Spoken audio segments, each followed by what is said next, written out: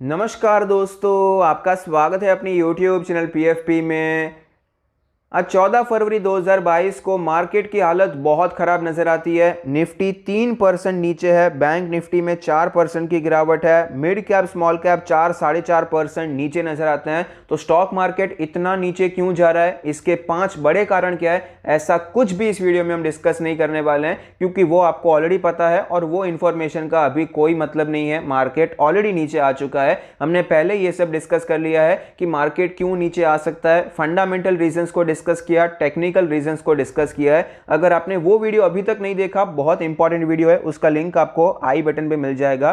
Current video में हम ये डिस्कस करने वाले हैं कि एज अ रिटेल इन्वेस्टर हमारा अप्रोच क्या होना चाहिए। मार्केट में 3 सेगमेंट के स्टॉक होते हैं, लार्ज कैप, मिड कैप और स्मॉल कैप। तो तीनों सेगमेंट को हमें कैसे अप्रोच करना चाहिए, हमारा व्यू क्या होना चाहिए, इसके बारे में आज हम चर्चा करने वाले हैं।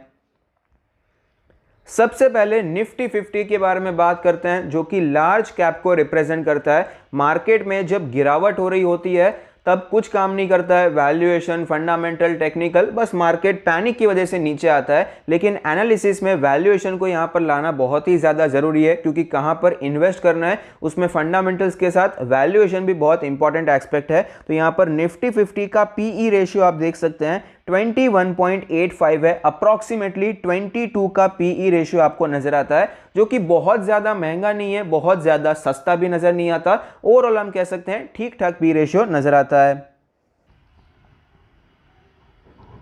निफ्टी 50 के चार्ट पर हमें क्लियरली पता चलता है कि इसका जो एक इंपॉर्टेंट सपोर्ट था 17,000 का जोन, वो हमें टूटता हुआ नजर आता है। एक बार ये जोन टूट चुका था, उसके बाद एक अच्छा रिवर्सल देखने को मिला, फिर से सेम जोन पर सपोर्ट लिया, तेजी आई, गिरावट आई, ऊपर गया, फिर आपको ये नीचे आता हुआ नजर आया है। तो ये सपोर्ट अभी बहुत ज़्यादा वीक हो चुका है, क्योंकि ऑलरेडी यहाँ पर मल्टीपल टाइम्स ये सपोर्ट लेकर ऊपर जाता हुआ नजर आया। तो चांसेस ये होते हैं कि ये सपोर्ट वीक है तो आपको ये नीचे के साइड ट्रेड करता हुआ नजर आ सकता है। 200 डेज के मूविंग एवरेज के बारे में बात करें, दूसरी बार 200 डेज का मूविंग एवरेज हमें अप्रोच होता हुआ नजर आता है। यहाँ पर एक बार अप्रोच हुआ, फिर बाउंस आया, अब फिर से ये अप्रोच हो रहा है। तो यहाँ पर एक छोटा सा बाउंस हमें ऑफकोर्स देखने को मिल सकता है, लेकिन ये जो ये सपोर्ट टूट चुका है, ये हमें क्लियरली दर्शा रहा है कि वीकनेस यहाँ पर बढ़ती हुई नजर आई है और 17,000 का सपोर्ट अभी वीक हो चुका है। आज गिरावट जो हुई थी, गैप डाउन देखने को मिला और मार्केट ने ऊपर जाने की कोशिश ही नहीं की, कंटिन्यूसली आपको नीचे आता हुआ नजर आया।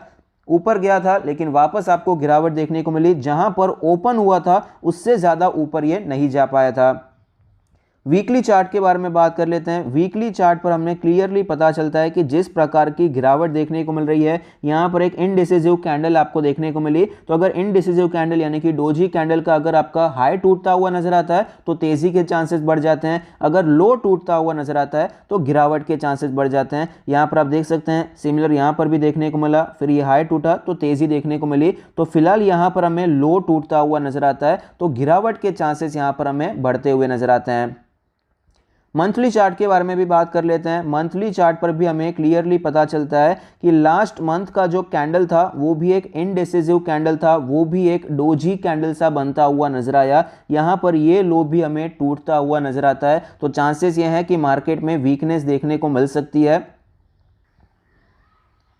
एक्चुअली निफ्टी में वीकनेस आ सकती है, ये तो पहले से थोड़ा सा यहाँ पर अंदाजा आ जाता है, क्योंकि ये जो गिरावट हुई 80-90% रिट्रेस्ट हो गया और ये जो रिट्रेस हुआ वो भी 80-90% वापस आपको गिरता हुआ नजर आया। तो यहाँ से हमें पता चल जाता है कि निफ्टी में अभी वीकनेस बढ़ती हुई नजर आई है। आज जो गिरावट हुई है वो एक कंफर्मेशन है कि निफ्टी और भी ज़्यादा नीचे जा सकता है। हमारा जो व्यू है कि निफ्टी गिरेगा, वहां पर एक कंफर्म यहां पर करता हुआ नजर आता है। तो कौन से लेवल तक निफ्टी आ सकता है, तो 16,000 का लेवल जो है बहुत ही अच्छा लेवल है, जहां पर एक स्ट्रॉन्ग कॉन्सोलिडेशन आपको देखने को मिला था। तो यहां पर हम इजीली एक सपोर्ट एक्सपेक्ट कर सकते हैं। ऑफकोर्स ऐसा नहीं है कि 2-3 दिन में ही निफ्टी आपको 16,000 आता हुआ नजर आएगा, बीच में आपको बाउंसेस देखने को मिल सकते हैं, बीच में मार्केट ऊपर जा सकता है, फिर से थोड़ा साइडवेज हो सकता है, लेकिन ओवरऑल 16,000 के लेवल्स फिलहाल यहां पर चार्ट पर दिखाई पड़ते हैं।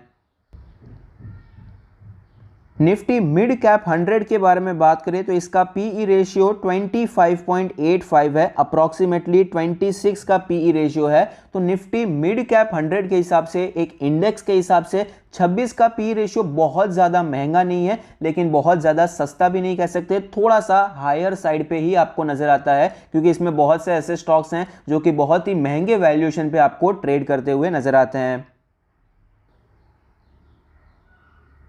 निफ्टी मिड कैप के डेली चार्ट पर हमें क्लियरली पता चलता है कि यहाँ पर एक शॉर्ट टर्म का सपोर्ट था, गैप डाउन ओपन के साथ ही हमें ये टूटता हुआ नजर आया और पिछले कई महीनों में सितंबर के बाद ये लोएस्ट क्लोजिंग आपको दिखाई पड़ती है। पहले भी जो गिरावट हुई थी तो आप देख सकते हैं निफ्टी में भी ये जो कैंडल थी वो 16,400 पे लो बना के जो निफ्टी ऊपर गया था, उस लेवल तक निफ्टी अभी तक नहीं पहुंचा है, लेकिन मिड कैप पहुंच चुका है और उसके नीचे भी क्लोज हो चुका है। तो मिड कैप में कंपैरेटिवली हमें गिरावट ज़्यादा नजर आती है, वीकनेस ज़्यादा नजर आती है। 200 डेज का मूविंग एवरेज भी हमें टूटता हुआ नजर आता है, डिसाइसिवली नहीं टूटता है लेकिन उसके नीचे ऑफकोर्स ये क्लोज होता हुआ नजर आया। वीकली चार्ट के बारे में बात करें, वीकली चार्ट पर भी हमें क्लियरली पता चलता है कि यहाँ पर वीकनेस देखने को मिल रही है। जिस प्रकार की ये कैंडल थी वहीं से हमें पता चल जाता कि नीचे के लेवल से कोई खास बाइंग होती हुई नजर नहीं आती है। ये हमने पहले लास्ट वीडियो में भी डिस्कस किया था। तो कौन से लेवल तक आपको निफ्टी मिड कैप आता हुआ नजर आ सकता है? तो जो पहला सपोर्ट है, एकदम शॉर्ट टर्म के सपोर्ट के बारे में बात करें जहां से हम बाउंस एक्सपेक्ट कर सकते हैं, तो वो ज़्यादा दूर नहीं है, 27,500 के आसपास ही वो जोन नजर आता है जहां से हमें एक छोटा बाउंस देखने को मिल सकता है। लेकिन यहाँ पर जिस प्रकार का माहौल है और टेक्निकली यहाँ पर रिट्रेसमेंट के बारे में भी बात करें तो भी हमें 25,500 तक के लेवल्स देखने को मिल सकते हैं, जो कि यहाँ से भी आपको अप्रॉक्सीमेटली 10% की गिरावट को दर्शाते हैं। निफ्टी स्मॉल कैप 100 के बारे में बात करें तो उसका पीई रेशियो 27.93 है, अप्रॉक्सीमेटली 28 का पीई रेशियो चल रहा है। तो एक इंडेक्स के लिए 28 का पीई रेशियो हायर साइड पे है। ऑलरेडी स्मॉल कैप में जो वैल्यूएशन है बहुत ज़्यादा हाई है और ये तो इंडेक्स का पीई रेशियो आपको 28 नज़र आता है। बहुत से ऐसे स्टॉक हैं जहां पर 100-150 का भी पीई रेशियो चल रहा है, तो स्मॉल कैप वैल्यूएशन साइड तो आपको काफ़ी ज़्यादा हायर दिखाई पड़ता है।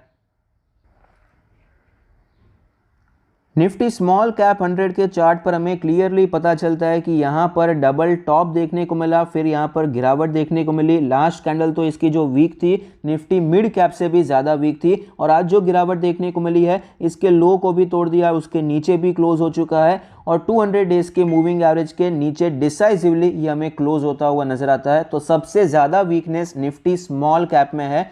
वीकली चार्ट के बारे में बात करें तो यहाँ पर भी आपको ऑफ कोर्स वीकनेस ही नज़र आती है। यहाँ पर एक छोटे सपोर्ट के बारे में बात करें तो यहाँ पर एक सपोर्ट हम एक्सपेक्ट कर सकते हैं जो कि अप्रॉक्सीमेटली 9,800 के आसपास का लेवल है। यहाँ पर हम सपोर्ट एक्सपेक्ट कर सकते हैं, लेकिन वो एक छोटा बाउंस होगा जहाँ से बाउंस आएगा और ट्रेंड वापस आपको रिवर्स होता हुआ नजर आ सकता है। इंपॉर्टेंट सपोर्ट के बारे में बात करें जहाँ पर एक स्ट्रॉन्ग सपोर्ट है, जहाँ पर मार्केट कॉन्सोलिडेट करके वापस ऊपर जा सकता है, तो वो लेवल हमें 8,000 का नजर आता है। 8,000 8,500 का जो ये जोन है यहाँ पर निफ्टी स्मॉल कैप 100 आपको सपोर्ट लेता हुआ नजर आ सकता है। कई लोग ये कहेंगे कि मैं बहुत ही ज़्यादा बियरिश हूँ। बियरिश होने की बात नहीं है। स्मॉल कैप मिड कैप में जब गिरावट होती है तो इसी प्रकार से गिरावट होती है। हमने कई शेयर्स डिस्कस किए, जैसे कि इंडिया मार्ट देखिए। इंडिया मार्ट हमने आपको बताया था जब वो 7,000 पे था, 6,500 का आप एसएल लेने के बारे में सोच सकते हैं।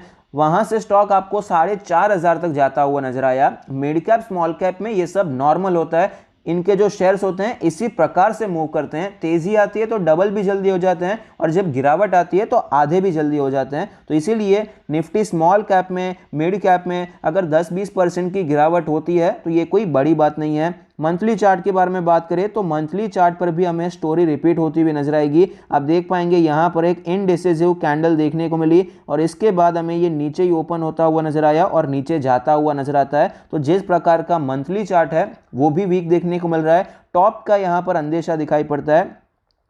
इतनी अच्छी रैली देखने को मिली है निफ्टी स्मॉल कैप में। यहाँ पर इंडेक्स आपको 3 टाइम्स होता हुआ नजर आता है। तो फिलहाल अगर 10-20% की गिरावट और हो जाएगी तो ये कोई बड़ी बात नहीं है। और फिलहाल यहाँ पर टॉप फॉर्मेशन जैसा ही दिखाई पड़ता है। यहाँ से गिरावट देखने को मिली, यहाँ से गिरावट हुई है और फिलहाल ये लो भी हमें टूटता हुआ नजर आता है। तो यहाँ पर भी अप्रॉक्सीमेटली आपको ये मेंटल प्रिपरेशन रखनी चाहिए कि निफ्टी स्मॉल कैप 100 भी आपको 15-20% गिरता हुआ नजर आ सकता है। तो ऐसी सिचुएशन में हमारा अप्रोच क्या होना चाहिए खरीदारी को लेकर? तो खरीदारी देखिए बंद तो बिल्कुल नहीं करना है। मार्केट जब नीचे आता है तभी ही खरीदारी करनी चाहिए। एज अ इन्वेस्टर उससे ज़्यादा अच्छा टाइम हमारे लिए कोई नहीं है। तो यहाँ पर आपको इन्वेस्ट करना चाहिए लार्ज कैप में। मेरा व्यू है कि फिलहाल हमें लार्ज कैप पे ज़्यादा प्रेफरेंस देना चाहिए, क्योंकि लार्ज कैप का वैल्यूएशन भी बहुत ज़्यादा महंगा नहीं है। कुछ शेयर्स लार्ज कैप में भी हैं लेकिन वो नेग्लिजिबल हैं, जो कि बहुत ही ज़्यादा अल्ट्रा हाई वैल्यूएशन पे ट्रेड कर रहे हैं, जबकि मिड कैप में, स्मॉल कैप में बहुत से ऐसे शेयर्स हैं जो कि हाई वैल्यूएशन पे ट्रेड कर रहे हैं। हमने इंडेक्स का पीई रेशियो देखा जो कि 25, 26 या फिर 28 के आसपास का था, लेकिन उसमें सिर्फ 100 शेयर्स हैं, जबकि मिड कैप का जो पूरा यूनिवर्स है बहुत बड़ा है। स्मॉल कैप में बहुत सारे शेयर्स हैं। आप जो शेयर्स खरीदते रहेंगे उसमें से ज़्यादातर शेयर्स तो वो मिड कैप या फिर स्मॉल कैप 100 के यूनिवर्स में होंगे भी नहीं, तो उनके वैल्यूएशन जनरली आपको बहुत ज़्यादा ऊपर नज़र आते हैं। और जब मार्केट नीचे आती है, जब भी इंटरेस्ट रेट आपको बढ़ता हुआ नज़र आता है, लिक्विडिटी कम होती है, तो सबसे ज़्यादा impact small cap mid cap पर होता है। कितने ज़्यादा गिर जाएंगे कुछ बता नहीं सकते, और एज ए रिटेल इन्वेस्टर हमारा कॉन्फिडेंस स्टॉक्स पर वैसे ही कम होता है, और अगर वो शेयर्स गिरते जाते हैं तो कॉन्फिडेंस और कम हो जाता है, हम पैनिक सेलिंग करते हैं। तो फिलहाल के लिए लार्ज कैप में प्रेफर करना चाहिए।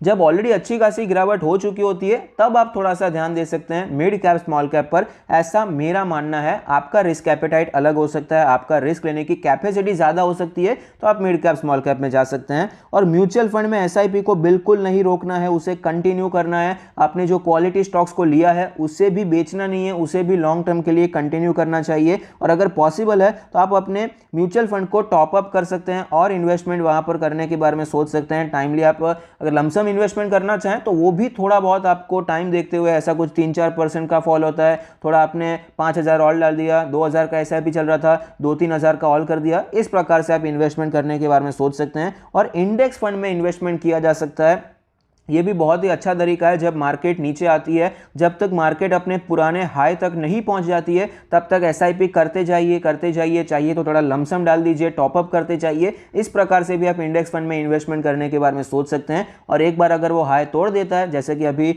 निफ्टी के केस में वो 18,600 का लेवल है, तो आप वहां पर इन्वेस्टमेंट करना बंद कर सकते हैं। ये भी एक अच्छी टेक्निक है। इस प्रकार से आप अभी फिलहाल इन्वेस्टमेंट करने के बारे में सोच सकते हैं।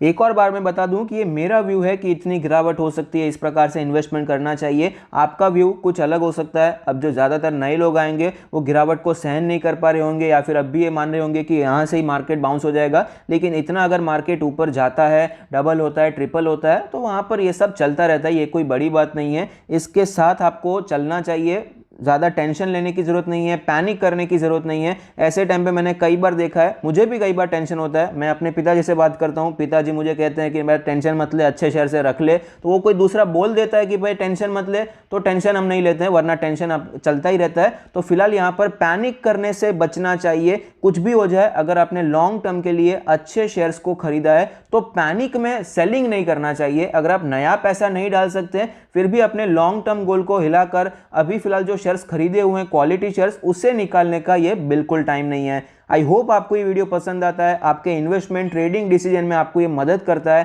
Thank you, stay happy, happy investing.